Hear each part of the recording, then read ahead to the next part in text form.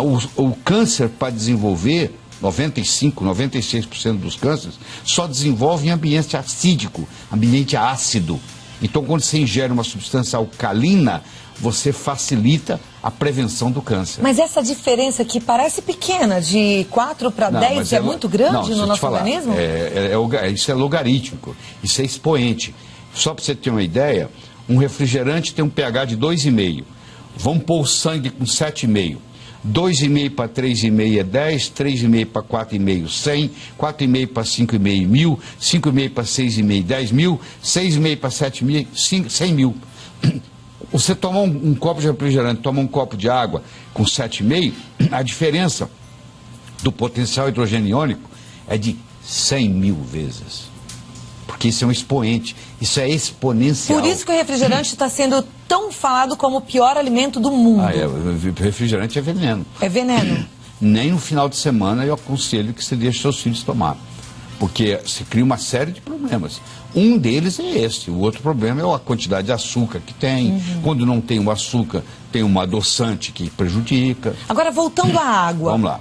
Eu estou um pouco assustada aqui, porque que água que a gente toma? Qual é o pH da água que sai ali do meu filtro normal, que é igual o filtro que as pessoas têm em casa? Geralmente em torno de 7.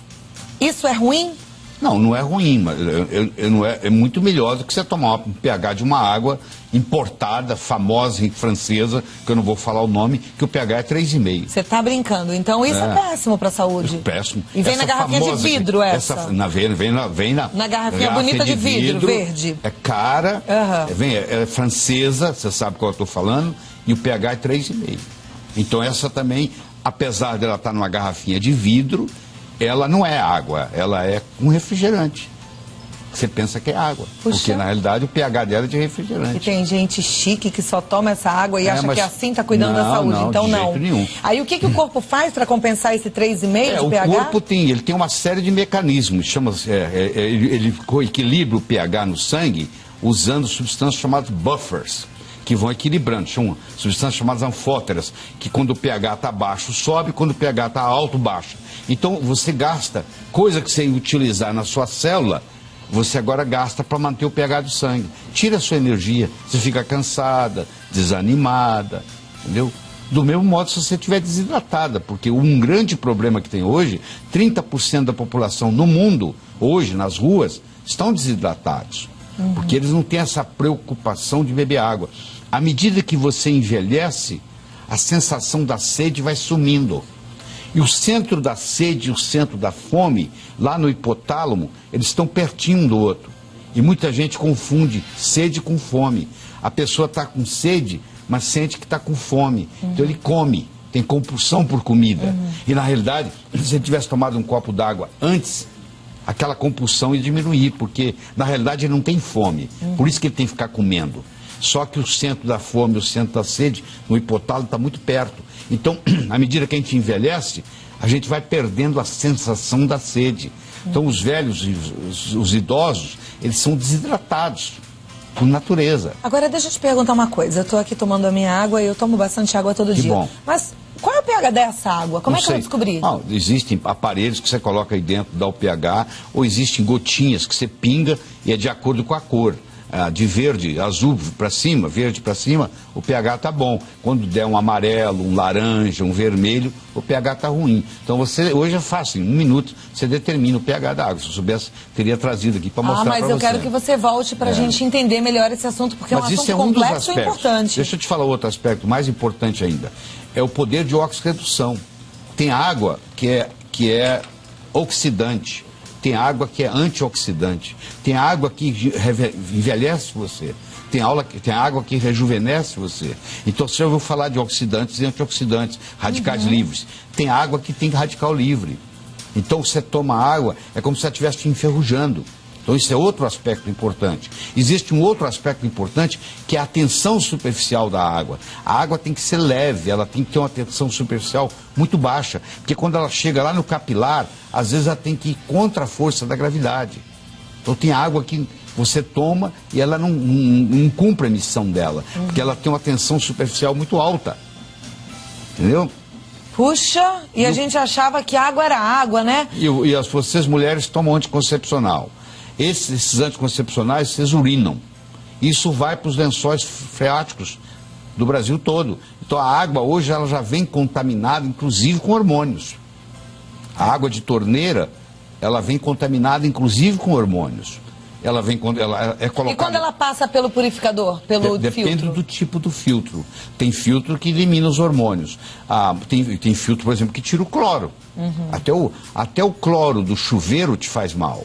Por exemplo, se você tomar banho com um chuveiro onde a água está com cloro, quando o chuveiro fica quente, frio até que não, mas na hora que você põe a água quente, aquele cloro que está na água, ele vira um vapor. E você absorve aquilo dentro do banheiro e não está sabendo. Então hoje existem filtros, principalmente nos Estados Unidos, está chegando ao Brasil, onde você coloca o filtro no chuveiro. Então, só pelo cloro. Então o filtro não deixa passar o cloro. Então você toma um banho de chuveiro sem cloro. Aí você pode tomar banho de chuveiro quente, porque você não vai ter esse problema. A mesma coisa, Cláudia, em uma sauna úmida. Eu recomendo no Brasil você fazer sauna seca. Não faça sauna úmida, porque para fazer sauna úmida, a água tem que ser tratada com ozônio. Se ela for tratada com cloro, na hora que der o vapor, aqueles vapores ali são gases de cloro. Então piscina aquecida com cloro é um veneno? Também é. Esse é outro problema. Piscina com cloro, se você nadar nela todo dia, você vai terminar com hipotiroidismo. Eu já tive caso recentemente de uma pessoa que nadava 3 vezes por semana durante 10 anos e estava com um quadro de hipotiroidismo gravíssimo, que ninguém fazia o diagnóstico, e essa pessoa estava intoxicada com cloro. Porque o cloro, ele briga com o iodo na sua tireoide. O flúor, o cloro, o bromo e o iodo são primo-irmãos. Então, quando você coloca de flúor demais no seu corpo, ou cloro demais, ou brometo demais, eles começam a brigar com o seu iodo. Então eles empurram, tiram, substituem o iodo. Aí é muito bom a gente aprender tudo isso. Eu sei que às vezes você está aí meio preocupado, fala, e agora? Mas calma, isso é só pra gente ficar atento, né? Então você já sabe, tomar cuidado. Às vezes a água que você está consumindo é na nota 10. Tem tantas perguntas já, doutor? Hoje existem no Brasil filtros, que a água passa pelo filtro e muda o pH da água. Essa água passa a se chamar água ionizada, onde muda o pH, onde muda a condutibilidade, onde muda o poder de oxirredução. Então essas tecnologias estão chegando aos pouquinhos. Olha que bom a gente saber.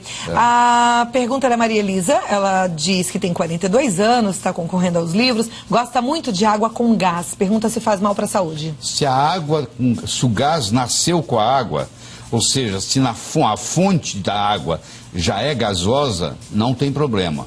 Agora, se o gás é acrescentado na água, aí o pH baixa muito. Ela tem que ver qual é o pH da água gasosa que ela está tomando. A Daniela gostaria de saber se é seguro tomar água de mina. Não, depende da mina, porque existem minas que estão contaminadas.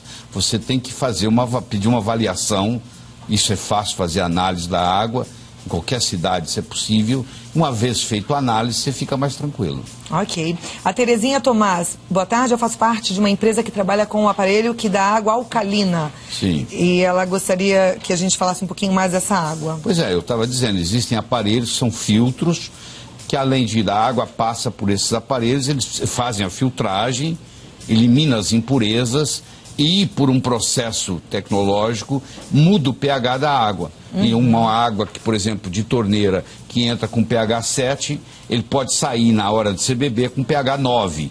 E aí faz aquela compensação. E além de mudar o poder de oxirredução, ela pode entrar uma água oxidante e sair do aparelho uma água antioxidante. E aí já complementa isso, já responde a pergunta da Terezinha Tomás, ela é de Belém, a turma toda de Belém está assistindo ao programa hoje. Ela pergunta diz que lá a água é contaminada, ácida, e se esse aparelhinho deixaria a água alcalina e boa, assim, né? Esses filtros, em geral, mudam o pH, além de cuidar da impureza, muda o pH. Você tem que tomar cuidado para ver que filtro que você vai adquirir. A Patrícia do Carmo, ela é de Eunápolis, na Bahia, ela diz que comprou um filtro de barro e a água está com um gosto horrível de barro. Pode fazer mal à saúde? É difícil, porque eu não sei qual o filtro que ela adquiriu. Mas filtro de barro é uma coisa boa? Não necessariamente é ruim, não. Não necessariamente é ruim. Agora, tecnologicamente, não tem os mesmos recursos desses filtros que ionizam a água. É uma questão de você O que é que você vai dirigir? Uma bicicleta ou um carro, né? Okay. A bicicleta também te leva de um lugar para o outro. Mas não leva do mesmo jeito que um carro leva. É diferente. Né? A Maravuashi, ela diz que a avó adora o programa e está perguntando se água de coco a gente pode beber todos os dias. Claro que pode. Aliás, um dos meus DVDs que eu entreguei para você aí é sobre as vantagens do coco. O coco substitui até o leite materno. Pra você ter uma ideia, o leite materno é importante porque tem 19% de ácido láurico. O coco tem 47%. Pode ser o de caixinha? Não. Pode ser o de latinha? Não, tem que ser o natural. Coco, tirado do pé. Porque os outros têm conservantes. Então, se você tomar todo dia, você também vai estar ingerindo um conservante que pode ser toxina todos os dias. O que eu sou a favor é do coco natural. A Mara Viana, ela diz que sabe que é necessário tomar 2 litros de água por dia, mas ela pergunta se ela tomar mais do que isso, por exemplo, 4 litros, pode fazer mal? A longo prazo ela vai sobrecarregar os rins, porque essa água tem que ser eliminada. Os rins dela vão trabalhar numa sobrecarga. Então, se você tomar em excesso, você está também fazendo uma sobrecarga ao seu organismo, sem falar que você está eliminando sódio, aí você pode ter o que se chama hiponatremia, aí você vai ter que ingerir mais sal, aí começa então o mecanismo. A quantidade é essa, 2 litros? Acho que não chega bem a isso não, tá? As pessoas falam 2 litros porque ninguém toma, mas na realidade se você tomar 6 copos d'água por dia, você está ótima. Tá bom. Tá bom. A Débora Exposito pergunta se é verdade que em todas as águas há restos de fezes. Não, não é verdade. Não é verdade. Não é verdade. Inclusive, se passar pelo filtro, isso não tem problema nenhum, isso fica eliminado. A Maria Luísa Marino, ela é de Itatiba, São Paulo, diz que tem hipotiroidismo. E o médico recomendou a tomar bastante iodo. Isso é correto? É correto, sim. O iodo ajuda a sobremaneira. Nós temos 90 e tantos % da população no mundo é deficiente de iodo. E o iodo tem que ser a chamada solução de Lugol, é o iodo misturado com iodeto, o médico seu vai te orientar, você coloca 1 ou 2 gotas num copo d'água e toma uma vez por dia, isso resolve bócio, trata cisto de mama, trata cisto de ovário. E pode ser uma água iodada? Pode ser uma água iodada, claro que pode. A Ana Lúcia de Santo André diz que aliás, o sal brasileiro é iodado. Há muitos anos atrás, colocou-se iodo no sal. Mas como as pessoas têm salfobia, porque o sal pode aumentar a pressão, eles procuram não ingerir sal, a grande maioria. E aí acaba não ingerindo o iodo que o governo colocou no sal. Entendeu? A Ana Lúcia de Santo André, ela diz que tem pedra e cisto nos rins e gostaria de saber qual é a melhor água para o caso dela. Tá, a água sua que você tem que ingerir, a água alcalina vai ajudar. A grande maioria das pedras no rins é oxalato de cálcio. Outro produto que não vai deixar você ter crise renal é você fazer uso de magnésio. Cloreto de magnésio, por exemplo. São embalagens de 33 gramas, que é baratíssimo, menos de R$1, e você coloca num litro e bebe por dia aquilo. O cloreto de magnésio é uma prevenção e tratamento contra a litíase renal, que é o que você tem, que é cálculo nos rins. Muito bom, hein? Gildete, do Distrito Federal, ela toma água sem filtrar, antes ela coloca diretamente no recipiente de vidro e toma bem gelada. Ela pergunta quais são os cuidados que ela deve tomar nesse caso. Lá onde ela mora, se a água lá tem uma qualidade boa e não tem um pH muito baixo, eu não vejo problema nenhum.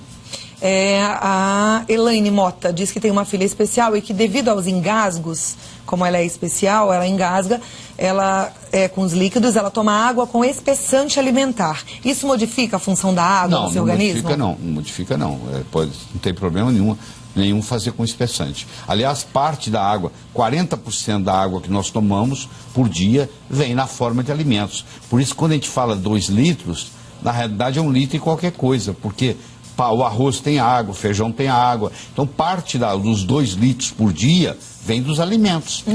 A Maria Gorete pergunta se a água de coco faz mal para quem tem diabetes. Não, pelo contrário. Existem estudos mostrando que nas ilhas onde predomina na alimentação o coco, não existe diabetes. E pessoas que passam a ingerir ou o óleo de coco ou a água de coco, em geral, tem que diminuir a dose de insulina, se tomam insulina. Okay. É benéfico.